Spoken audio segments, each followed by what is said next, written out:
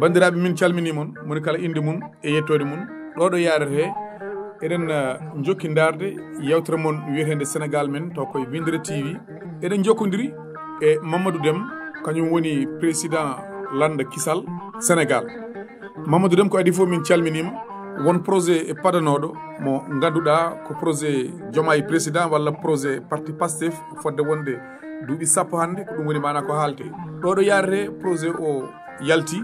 yimɓe hewɓe nene jogui hen jiyanɗe ha tengti e page 78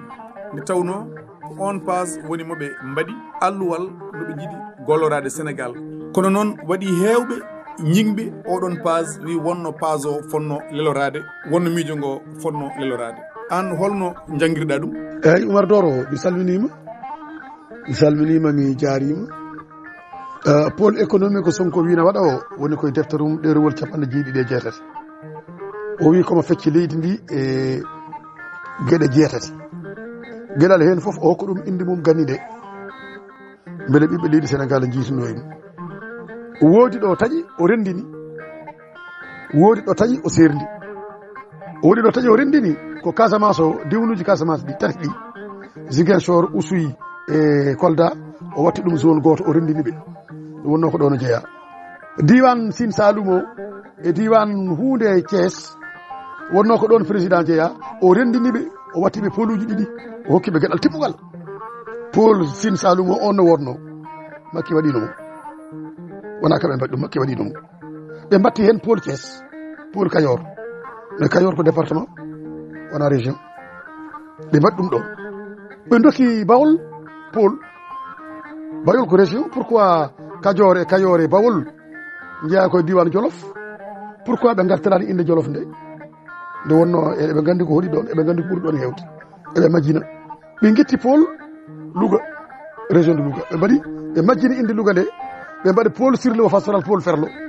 mais ko région ngaji 7 kufno Ferlo ɓe guitti ɓe totti Louga ɓe pecci Matam département Matam funnague Matam foof département Kanel ha yetti Bakel ɓe mbatti ɗum e Louga ɓe mbatti ɗum pôle Ferlo diwan jimadi Louga. Hirnague Matam tuggude département Matam o Podor ha fayi Dakar ha fayi Ndar ɓe mbatti ɗum pôle Waalo Barak ko département de Gana tan woni Waalo Barak. Ndar jeeya koye Waalo Barak, Ndar ko Gandiol ɓe mbatti ɗum ɗo firti ko Matam ko wonno ko ɓe majjini inde Fouta nde ɓe majjini inde Fouta nde so inde Fouta nde majji Matam taƴama feccere farnama to feccere farnama ka ɓiɓɓe Fuutankoɓe carama e nder diwnuji ɗe gonani ɗi mumen goɗɗiɗi ɗumen ɓe dañano ɗo Matam ɓe colɓita ɗum ɓe dañano ɓe keftiri diwan men o so mbaɗanno ɓe mbawa heftude diwan o ɗum ɗo woni risque pôle économique Ousmane Sonko addi. Ɓe mbaɗi pôle Ɓundu ko département Goudir tan ko heddi ko wona Ɓundu diwan Tamba o ha Goudir Kédougou wona Ɓundu ɓe ƴetti Tambacounda e région de Kédougou ɓe nattine Ɓundu département Goudiri yaadani département Koumpentoum to woni to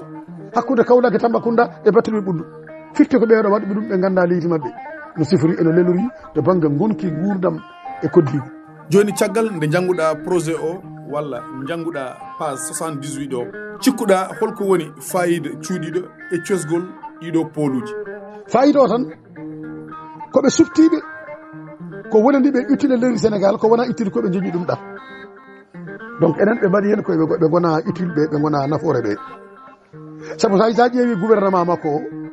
lelori kono no lelniri oɗo peccorde diwnuji 6 ɓurɗi wonde important ɗi e guite mabɓe dokka fof e nder gouvernement ɓe ɓurani wonde important ɓe dokka cooc walla ni mbasi hokkede hay batte ay ko ɗum ɗo woni projet mabɓe pôle économique ha yesso noon ko lawol. Beele ko joni pôle économique fuɗɗi sosede walla président ji ɓennuɗi ɗi joguinoma ɗin anniyaji walla ɓe mbaɗino walla ala? Mais pôle économique ɗi wona joni fuɗɗi koɓe ñembuɓe ala ko yesɗi hen. Abdou Diouf waɗino yahani, Abdoulaye Wade waɗino yahani, Macky Sall waɗino yahani ko Macky Sall ko mboɗo laaɓa sabu mi jeeyanoma e gomo ngo ganduɗa ɓe Macky Sall namdino yo eɓɓan ɗumen beele pôle territoire Fouta ne waɗe ko ɓiɓɓe Foutankoɓe cali wadde cali hawrude kamɓene ɓe gaari au lieu ɓe dendinde fof ɓe dokka nokku fof e firdi mum so tawi ene laaɓi kay ɓe jiiɗi ko wiide eɓe gartiri inɗe ganni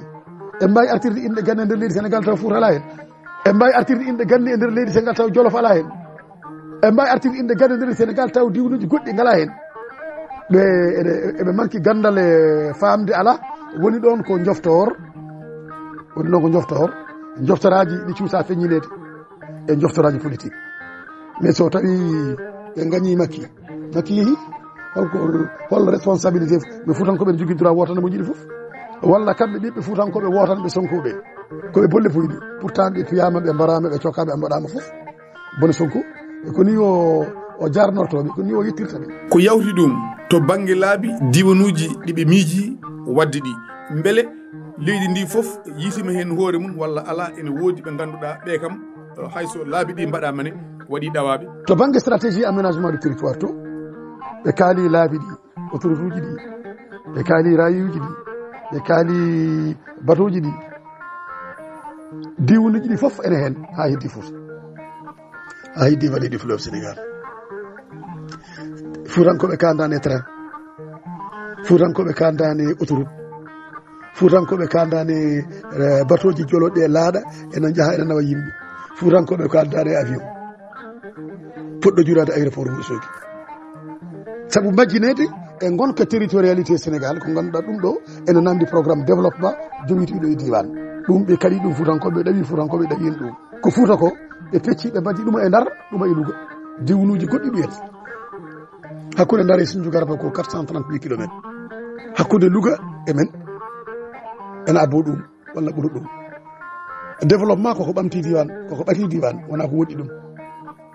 e cagɗiɗi ɓe caŋiɗi noɓe darniri gouvernement o ni noɓe darniri les pôles économique ni noɓe darniri aménagement du territoire o ni firtik ene jogui koɓe jingani ene jogui ɓeɓe ɗawi enen Fuutankoɓe e dowruji goɗɗi nen e nder leydi Sénégal eɗen ɗawa eɓe ɗawi eno ko mbaɗata koɓe mbaɗɓe créé le Sénégal utile ɓe kerti Sénégal utile o koɓe cikki ɗo so ɗo waɗama Sénégal ma yarude yeeso hay so heddi ɓe ngala hen kadi ene yiiɗi wadde géré kewal yimɓe e diwnuji gonɗi Sénégal ɗi ɗi ganduɗa ɗon potentiel électoral o woni Dakar en Thiès en Diourbel en Touba en ko heddi ko kadi eggui wonno Fuutankoɓe e diwnuji gonɗi saraji leydi les zones périphériques fo eggi uuƴi payilaji e guure saraji mawɗi hande nokkuji men kewaɗi donc ɓaade nokkuji ɗi kewaɗi so mbaɗi ɗum ɗo en mbawi heftande ɓe koɓe jogui ga ko alors que yimɓe fof ne gandi ko jogori heftede ko ɗum jogoro leydi ndi ɗum way tan mbade leydi ndi kono ɓe kefta ɓe dokka jananɓe ɓaade enen en natti hewde ha mbawen dartanade koye men beele oten kertanede ko feere bonde nde Allah bodni woni ɗo nde moƴƴani e Sénégal nde moƴƴani e Fouta nde moƴƴani e men nde moƴƴani e ɓiɓɓe leydi Sénégal fof sabu dada ceerako min ko joni paami pourquoi mo wiya projet te o haalata ko woni e projet he ko moni kala yimɓe makko ne daari ne jima projet te haalata ko woni projet o ko ɗum ɗo wonno ko ɗum ɗo sohino en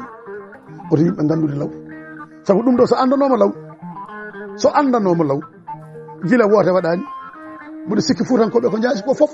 ɓiɓɓe leydi Sénégal ɗawaɓe ko jaasi ko foof gotanta Ousmane Sonko e kono hay soko lawol président Allah jarama a jarama siftinde bandiraɓe wonno o koɗo men ko Mamadou Déme kañum woni président Lande Kisal Sénégal ɗum noon konngol ma battidigol e mbaynoroɗa bandiraɓe eyyi banda men ari ha ɗo mi salmini on ɗum ɗo ko jiiɗe neɗɗo ɓiɗɗo leydi jiɗɗo leydi mum pasniɗo ɗo jeeya pasniɗo palɗe goɗɗe ɗe ɓiɓɓe leydi Sénégal goni moni kala ne jogui toon titre hoore mum no moni kala wullitorto titre hoore mum ni mboɗo wullitoro noon titre hooram sabu komi ɓi Fuutanki Sénégal naajo Fouta woni Mamadou Déme woni Fouta ɗum ɗo ko erango ɓiɗɗo leydi mo haɓani hay goto jiɗɗo kala laamu ngarumo e leydi Sénégal yo waɗano ɓiɓɓe leydi Sénégal ko ɓuuri fewde mumen ko ɓuuri moƴƴude men moƴƴe leydi ndi kamɓe ɓe Allah addi joni ɓe puɗɗaki taw ɓe ene ƴeewa jooɗade ɓe min jiɗantaɓe musiba saabu so musiba ari ko Sénégal dañata probléme enen fof dañen ala minen kay min jiiɗi ko yo moƴƴin so ɓe moƴƴini goɗɗo ara kadi ñambaɓe moƴƴina so ɓe jiiri erangam ngo ɗum ko kamɓe ballete haaɓe mbawa fewnidde juumde ɓe juumi nde jasakumullahu hayran Allah moƴƴini leydi ndi so tawi noon ɓe jiirani noon ɓe jiiri o goɗɗum aywa ɗum ko kamɓe goni kamɓe Allah totta leydi ndi so won ko feewi hen ko kamɓe so won ko boni hen ko kamɓe eyyi Allah jarama on jarama ko haala ɗo ko so won ko ferguiti e neɗɗo e wona ɗum dartirto ko yo ɓeydu eyyi mi salmini on mi daari jammum ko seeɗa tan jiɗɗen ɓeydude eko Mamadou Déme haali ko poluji ɗi ko gueɗe baɗɗe fayiɗe ko miijoji moƴƴi beele noon no ɗum tafirani addata ɓerɗe dilluɗe sabu a wawa wiide aɗa waɗa poluji aɗa innira ɗum inɗe men gadanteɗe beele ma wood ko waddi e nder ɓerɗe yimɓeɓe ɗum ko hunde wande fayida tawa noon a innata hen jolof